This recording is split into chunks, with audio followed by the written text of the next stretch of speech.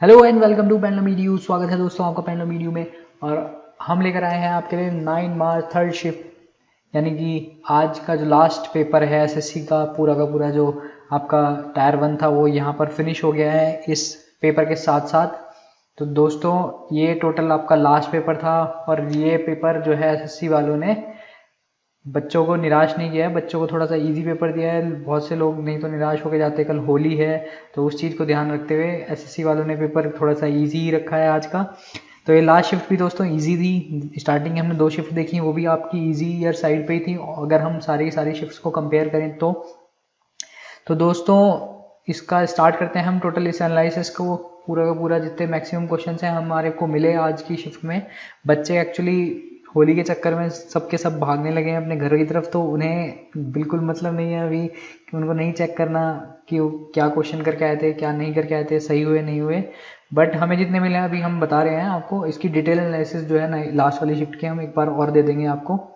पूरे जितने क्वेश्चन आ जाएंगे जैसे ही तो हम उनके सारे के सारे क्वेश्चन के डिटेल सॉल्यूशन भी निकाल देंगे।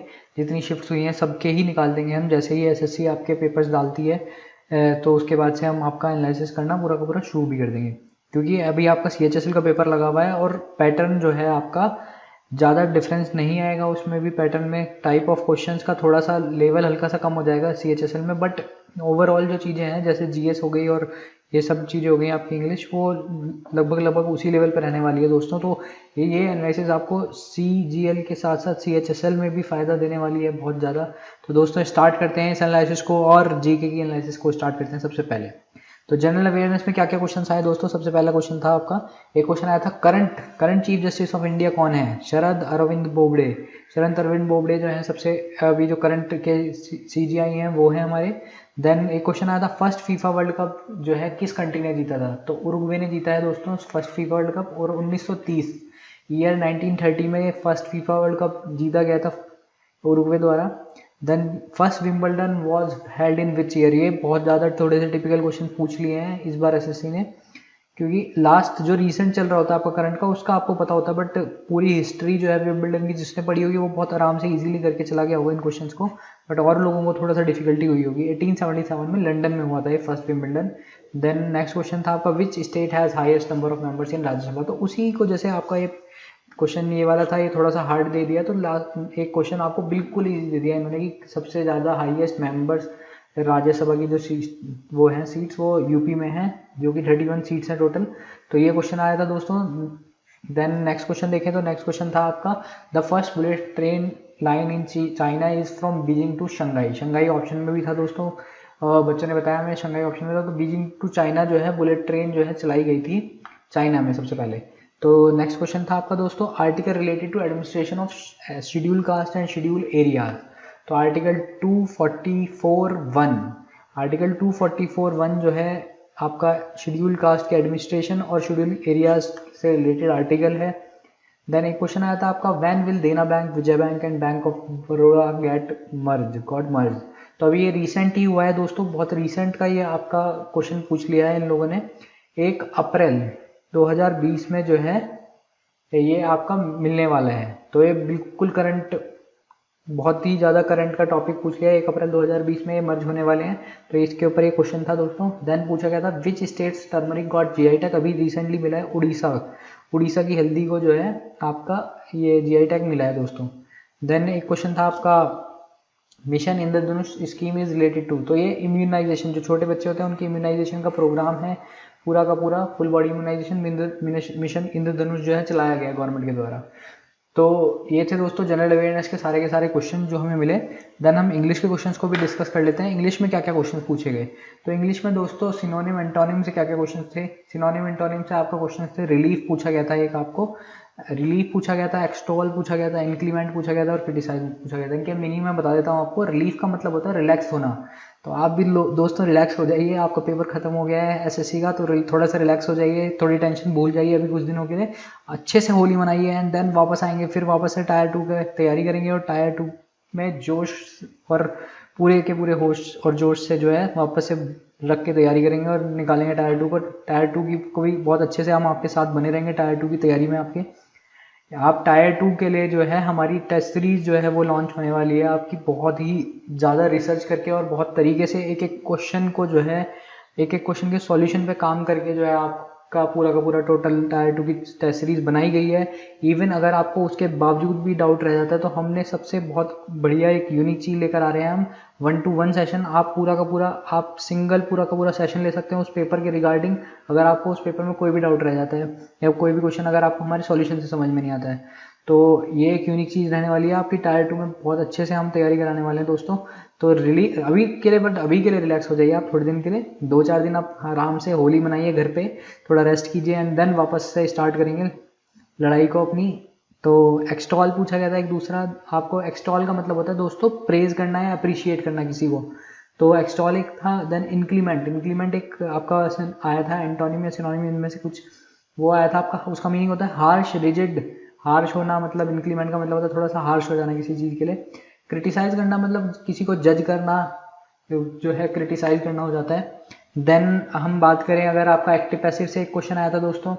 देन वर्ड सब्स्टिट्यूशन से क्या क्वेश्चन था, वन वर्ड सब्स्टिट्यूशन से क्वेश्चन था आपका, a store house for the threshed grain, मतलब कि ग्रेन जो पिसा हुआ ग्रेन होता है उसका जो आपका साफ हुआ हुआ ग्रेन नहीं निकलता, आपका जो टोटल क्या बोलते हैं आपका पूरे खेतों से जो डायरेक्ट ग्रेन आता है आपका, उसको जब साफ करके निकालते हैं तो थ्रैश ग्रेन निकलता है आपका, तो वो कहाँ पे रखा जाता है उसको, उसका नाम पूछा गया था आपसे, तो ग्रेनरी बोलते हैं दोस्तों उसको। तो दोस्तों एक पूछ लिया गया था आपको मिसस्पेल्ड वर्ड, मिसस्पेल्ड वर्ड्स में पूछे गए थे आपको हीमोफीलिया और लैबोरेटरी, हीमोफीलिया और लैबोरेटरी से दो वर्ड्स ये जो थे आपके ऑप्शन में थे, तो इनकी आपकी गलत स्पेलिंग दी गई थी।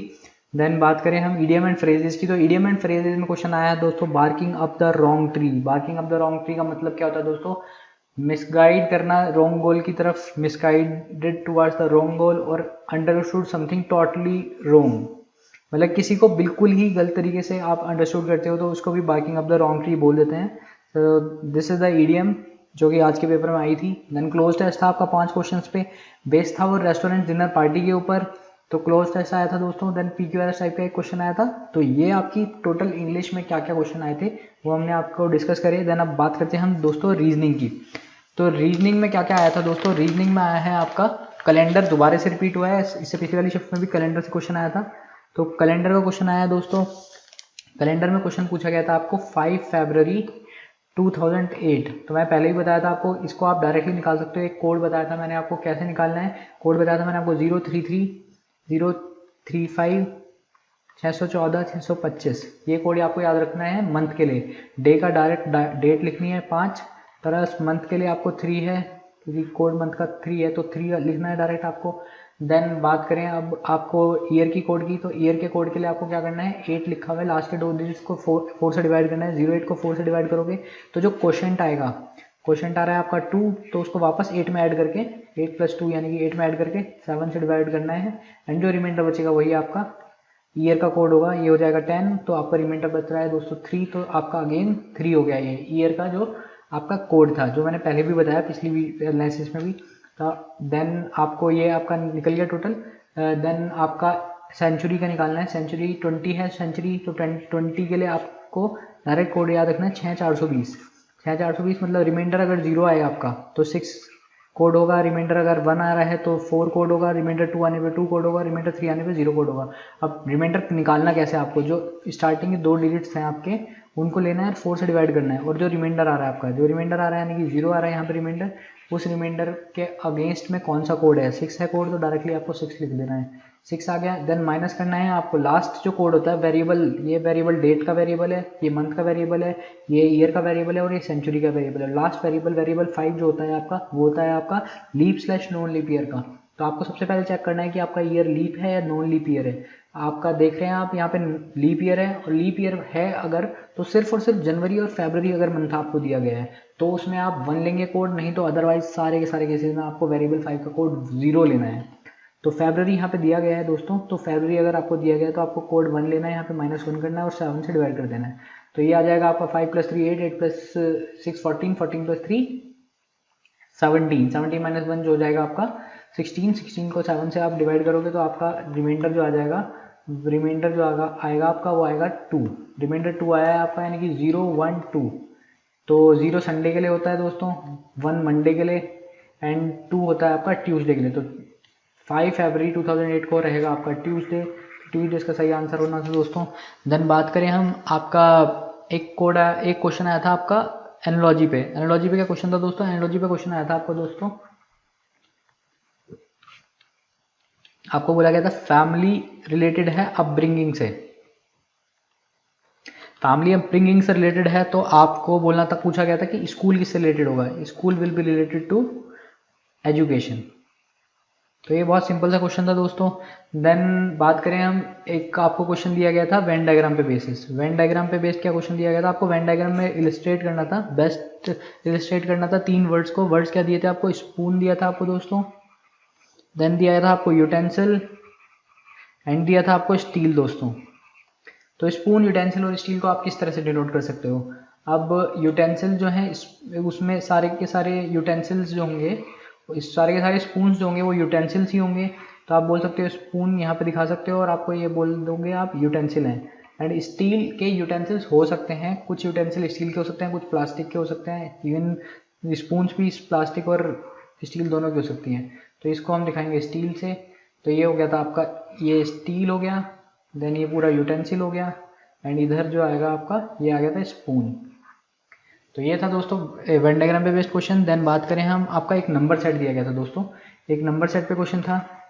नंबर सेट पे क्वेश्चन क्या था दोस्तों? नंबर सेट पे क्वेश्चन दिया गया था आपको 14, 17 और 961 दिया गया था और उसके ऑप्शन में जो सही आंसर जो बता रहे हैं दोस्तों बच्चे वो था 13, 19 और आपका 1024।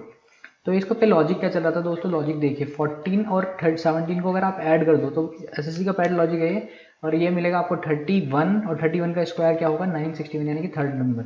अब सिमिलर वे में 13 और 19 को ऐड करने पे आपको मिलेगा दोस्तों 32 एंड 32 का स्क्वायर जो होगा आपका वो हो जाएगा आपका 1024। तो इस लॉजिक से आपका नंबर सेट फॉलो हो रहा था। देन बात करें अगर हम आपके ऑड वन आउट की, तो ऑड वन आउट से भी दोस्तों 3 से 4 क्वेश्चन पूछे गए हैं इस शिफ्ट में। तो ऑड वन आउट से क्वेश्चन था एक आपको दोस्तों, एशिया दिया गया था आपको, यूरोप दिया गया था, देन आपको रशिया दिया गया था आपको एंड अफ्रीका दिया था आपको। तो आपको इन चारों में बताना था कि ऑड वन आउट क्या है। आपको दिख ही रहा होगा दोस्तों, रशिया ऑड वन आउट हो जाएगा क्योंकि Russia is a country not a continent. तो Russia is a country not a continent and all the given other options are continent. So the odd one out was Russia. हाँ तो दोस्तों coding and decoding की बात करें तो एक question आपका कोडिंग एंड डिकोडिंग से भी पूछा गया था। Coding and decoding, coding decoding से भी आपके 1 से 2 क्वेश्चन आए थे। थोड़ा सा ट्रिकी क्वेश्चन था दोस्तों, जैसे बच्चों से बात हुई तो वो बता रहे थे। देन क्वांट सेक्शन के बाद चलते हैं हम, क्वांट सेक्शन की एनालिसिस भी देख लेते हैं, क्वांट में कैसे कैसे क्वेश्चन पूछे गए थे। तो देखते हैं दोस्तों क्वांट सेक्शन की एनालिसिस। क्वांट सेक्शन में आपको दोस्तों अगर हम ज्योमेट्री की बात करें तो ज्योमेट्री से कैसे क्वेश्चन थे? ज्योमेट्री से दोस्तों 3 से 4 क्वेश्चंस पूछे गए हैं। ज्योमेट्री के क्वेश्चन मैं बता देता हूँ आपको, बहुत ही सिंपल क्वेश्चंस पूछे गए हैं और रिपीटेटिव सिंपल क्वेश्चंस जो थे। आपको आइसोस्केलस ट्रायंगल दिया गया था, ए बी सी एक आइसोस्केलस ट्रायंगल है, ए बी इक्वल्स टू ए सी दिया गया था और एंगल सी की वैल्यू दी गई थी आपको 72 डिग्री। आपको एंगल ए की वैल्यू बतानी थी, तो आप डायरेक्टली बोल सकते हो एंगल बी की वैल्यू भी 72 डिग्री होगी और 72 का ट्वाइस कितना हो जाता है? 2 टू 4, 2 7 14, 144, यानी कि एंगल ए की वैल्यू हो जाएगी आपकी 180 माइनस 144, दैट विल बी यानी कि 36 डिग्री। तो 36 डिग्री आपका सही आंसर था दोस्तों इसका। देन बात करें, एक क्वेश्चन आपको और पूछा गया था ज्योमेट्री से ही, आपको एक टेंजेंट बनाया था यहाँ पर। टेंजेंट से आपका सर्कल पे एक रेडियस दी हुई थी एंड रेडियस से जो है आपका सेंटर से सर्कल के डायरेक्ट पॉइंट्स मीट हो रहे थे, यहाँ से टेंजेंट बन रहा था। तो ये पी ए ओ।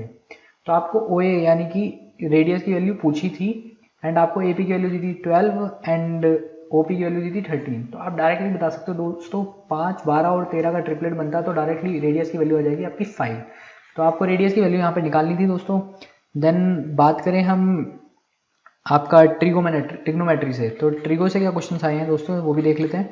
ट्रिगो से क्वेश्चंस थे आपके, ट्रिगो से एक क्वेश्चन था दोस्तों, आपको डायरेक्ट पूछा था एकदम cos 10, cos 30, cos 45 and cos 90।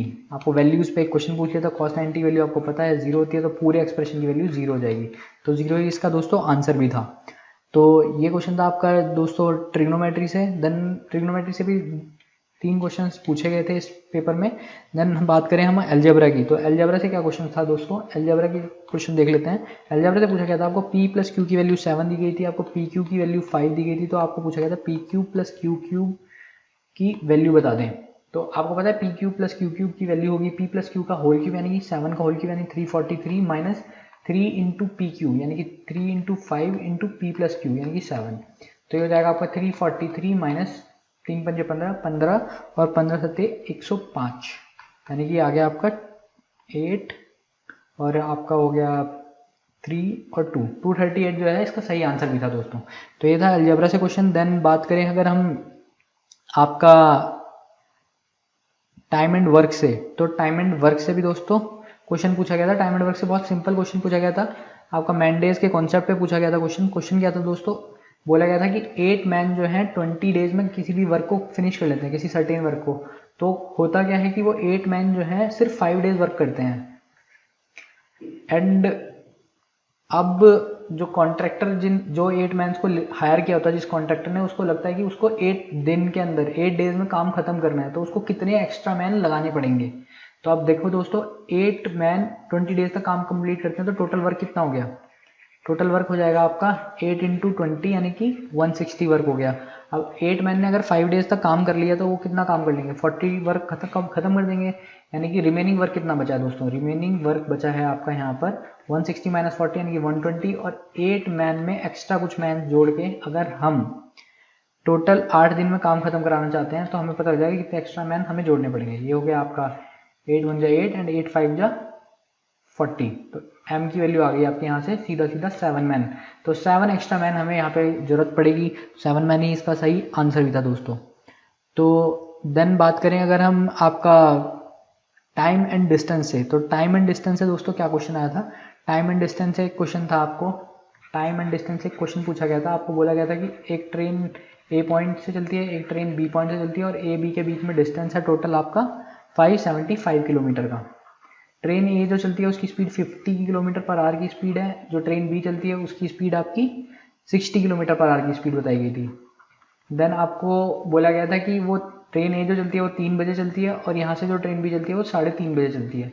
आपको पूछा गया था कि जब वो दोनों ट्रेन मीट करेंगी, मीटिंग पॉइंट जो होगा उनका वो ए से कितनी दूर है, बस इतना ही क्वेश्चन पूछा गया था आपको। तो दोस्तों अब मैं बता दूं इसमें करना क्या था, आपने कुछ नहीं करना था इसमें। एक तो आप जो भी हमारे क्वेश्चंस हैं उनके डाटा को एक बार वेरीफाई कर दीजिएगा कमेंट्स में कि आप बिल्कुल सही जा रहे हैं हमारा डाटा जो हमें मिला है। अगर डाटा थोड़ा सा बहुत ऊपर नीचे है तो भी आपको कॉन्सेप्ट यहाँ पे पूरा का पूरा बताया जा रहा है। डाटा के साथ एग्जैक्ट क्वेश्चन जो है हम जब पूरा पेपर आ जाएगा तो उसके साथ पूरे पेपर्स के सॉल्यूशंस भी देंगे, जैसे हमने ऑलरेडी दिए भी हैं आपके CHSL CPO सारी की सारी पूरी सीरीज पड़ी है आपके सॉल्यूशंस की, तो आप उनको जाके देख सकते हैं दोस्तों। तो इस क्वेश्चन को देखते हैं दोस्तों, इसमें हुआ क्या है, इसमें क्या कहा गया कि 50 किलोमीटर पर आवर की स्पीड से चल रहा है, तो आधे घंटे तक तो सिर्फ ए ही चला होगा ना, तो 30 मिनट्स में ए कितना चल लेगा, 50 किलोमीटर चल लेता वो 1 घंटे में, तो आधे घंटे में 25 किलोमीटर चल लेगा, तो 25 किलोमीटर तो जो डिस्टेंस है वो चला जा चुका है। 570 में से 25 किलोमीटर अगर चला जा चुका है तो टोटल डिस्टेंस बचता है हमारे पास 50 किलोमीटर। और अगर हम रिलेटिव स्पीड का कॉन्सेप्ट लगा दें तो हमारे पास रिलेटिव दोनों आपस में अपोजिट चल रही है, तो यानी कि टोटल 110 किलोमीटर पर आवर की स्पीड रिलेटिव स्पीड हो गई है। तो टाइम लगेगा, जो मीटिंग टाइम होगा, मीटिंग टाइम हो जाएगा आपका 5 आवर्स। तो अब हमें बोला गया कि 5 आवर्स में अगर मैं ट्रेन ए की बात करूँ तो ट्रेन ए कितना चल जाएगी 5 आवर्स में, 50 किलोमीटर की स्पीड से 50 किलोमीटर पर आवर की स्पीड से ट्रेन ए चल जाएगी आपकी 250 किलोमीटर। ऑलरेडी ट्रेन ए जो है 25 किलोमीटर चल चुकी थी, तो हम बोल सकते हैं कि मीटिंग पॉइंट से जो ट्रेन ए का डिस्टेंस है यानी कि जो ये एक्स डिस्टेंस है वो हो जाएगा, एक्स की वैल्यू हो जाएगी आपकी 250 प्लस 25 यानी कि 275 किलोमीटर जो है इसका सही आंसर भी होगा ना था दोस्तों। तो आपका टाइम एंड डिस्टेंस का बता दिया है हमने। देन बात करें एक CISI से भी क्वेश्चन जो है हमें दोस्तों कुछ बच्चों ने बोला है, ये थोड़ा सा एक बार आप कंफर्म कर दीजिएगा इस क्वेश्चन को, ये क्वेश्चन आया था या नहीं आया था। तो CI दिया था आपको 2 साल के लिए 400 रुपये एंड SI दिया था आपको 2 साल के लिए 408 रुपये। तो आपको पूछा गया था रेट ऑफ इंटरेस्ट कितना है, रेट ऑफ इंटरेस्ट कितना है। तो ये तो बहुत ही ईजी क्वेश्चन था दोस्तों। आपको पता है कि SI जो है ये CI दिया था 408 और SI दिया था आपको 400। तो अगर एक साल की बात करें तो SI 200 हो जाएगा, अगले साल में भी 200 होगा। अब CI क्या होगा, CI पहले साल में 200 होगा, अगले साल में जो है आपका 208 हो जाएगा। तो हुआ क्या है, 8 CI हुआ है, 8 CI बढ़ा है 200 पे, तो रेट यहाँ पे कितना आ गया, ये आ गया आपका 24। तो 4% दोस्तों रेट ऑफ इंटरेस्ट था यहाँ पे। ये बड़ा इजी सा क्वेश्चन था आपका जो पूछा गया था। देन एक आपका मेंसुरेशन से भी क्वेश्चन था। मेंसुरेशन से क्या क्वेश्चन था दोस्तों, मेंसुरेशन से आपको क्वेश्चन पूछा गया है। मेंसुरेशन से क्वेश्चन था आपका एरिया ऑफ रेक्टेंगल दिया गया था आपको, area of rectangle area of square के बराबर दिया था, एरिया ऑफ स्क्वायर के बराबर दे दिया था दोस्तों।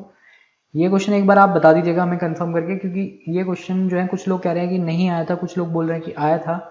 देन आपको बोला गया था कि इसमें साइड जो है, साइड के रेशियोज दे दिए थे आपको, लेंथ दे दी थी आपको 35 एंड ब्रेथ दे दी थी आपको 15 रेक्टेंगल की। आपको साइड ऑफ स्क्वायर पूछी गई थी, साइड ऑफ स्क्वायर। तो कुछ नहीं करना था दोस्तों, इसमें L इंटू बी एरिया होता है और एरिया ऑफ स्क्वायर होता है ए स्क्वायर। आपको दिया है 35 इंटू 15, तो आप एरिया ऑफ साइड के स्क्वायर से साइड की वैल्यू निकाल सकते हैं। ये आ जाएगा आपका 5 इंटू रूट 21, तो 5 रूट 21 इसकी साइड की वैल्यू आ गई थी। तो ये था दोस्तों टाइम एंड वो मेंसुरेशन से क्वेश्चन। देन एक क्वेश्चन आपका ट्रिगो से और भी आया था, ट्रिगो से मैं बता देता हूँ क्वेश्चन क्या था। ट्रिगो से एक क्वेश्चन और भी आया था दोस्तों, क्वेश्चन था आपका cosec 30 minus tan 45, direct value putting पे क्वेश्चन था दोस्तों। tan 30 माइनस cot 60, ये क्वेश्चन था दोस्तों। तो इसको सॉल्व कर लीजिए आप। cosec 60 क्या होगा, cosec 30 कितना होगा, cosec 30 होगा दोस्तों आपका cosec 30 हो जाएगा 2, 9, देन tan 45 1 होता है दोस्तों। tan 30 की बात करूं तो tan 30 होता है आपका 1/√3 माइनस cot 60 होता है आपका अगेन 1/√3। तो यहाँ से डायरेक्टली ये पूरा का पूरा कट जाएगा, जीरो, आपका इसका आंसर जीरो आ जाना था दोस्तों। तो ये क्वेश्चन था इजी सा। देन एवरेज पे क्वेश्चन एक आया है दोस्तों, एवरेज पे एक क्वेश्चन आया था। एवरेज पे क्या क्वेश्चन था दोस्तों, अब बोला गया था आपको एवरेज वेट जो था आपका, एवरेज वेट ऑफ 30 स्टूडेंट्स का एवरेज वेट दिया गया था आपको 69 kg and due to some error हुआ क्या दोस्तों, ड्यू टू सम एरर जो एक स्टूडेंट था उसका वेट 88 kg ले लिया गया, काउंट कर लिया गया इंस्टेड ऑफ 58 kg। तो आपको पूछा गया था कि टोटल एवरेज जो है अगर सही काउंट किया गया होता तो टोटल एवरेज कितना होता।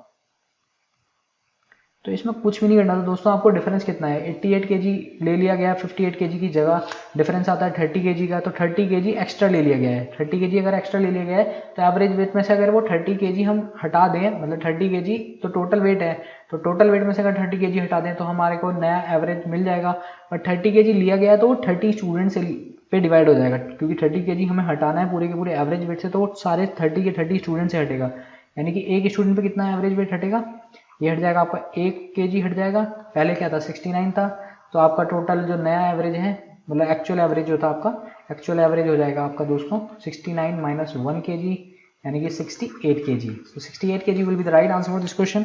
तो दोस्तों ये थी आपकी पूरी की पूरी क्वांटिटी एनालिसिस। तो आपको देख के क्वेश्चंस को पता लग गया होगा, अंदाजा भी लग गया होगा कि आज का पेपर थोड़ा सा ईजियर साइड पे था।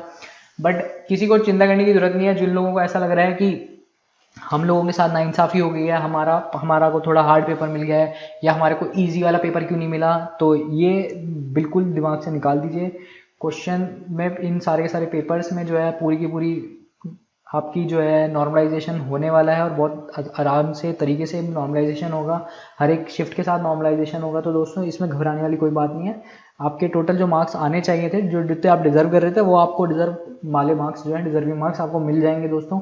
बस अब आप रिलैक्स कीजिए 2 से 3 दिन एंड देन वापस से स्टार्ट करनी है अपने को टायर 2 की प्रिपरेशन। तो टायर 2 आने वाला है दोस्तों, उसके लिए हम पूरी तरह से तैयारी कर रहे हैं आपके लिए। तो आप 2 से 3 दिन जितने में रिलैक्स हो के आइए। आपको पूरा का पूरा जो शेड्यूल है हमारी वेबसाइट pendulumedu.com पे टायर 2 की टेस्ट सीरीज का बहुत ही परफेक्ट और बहुत ही रिसर्च करके टायर 2 की टेस्ट सीरीज बनाई गई है। जितने प्रीवियस ईयर पेपर्स हैं सारे के सारे एक एक प्रीवियस ईयर पेपर के एक एक क्वेश्चन को हमने सॉल्व करके देखा है कि किस टाइप का पैटर्न जो है देखने को मिलता है टायर 2 में। टायर 2 में किस टाइप से क्वेश्चंस को लेवल को बढ़ा रही है एसएससी, वो सबको ध्यान रखे हमने पूरे के पूरे क्वेश्चन को बनाया है एंड देन टायर्स को जो आपके मॉक्स हैं उनको सेट किया है। तो आप pendulumedu.com को विजिट कीजिए एंड जल्दी हम आपको इसका शेड्यूल भी बताएंगे कि कब से जो है आपके मॉक्स डलने शुरू हो जाएंगे एंड पूरी टेस्ट सीरीज आएगी आपके पास। उस टेस्ट सीरीज को आप देखिएगा और अगर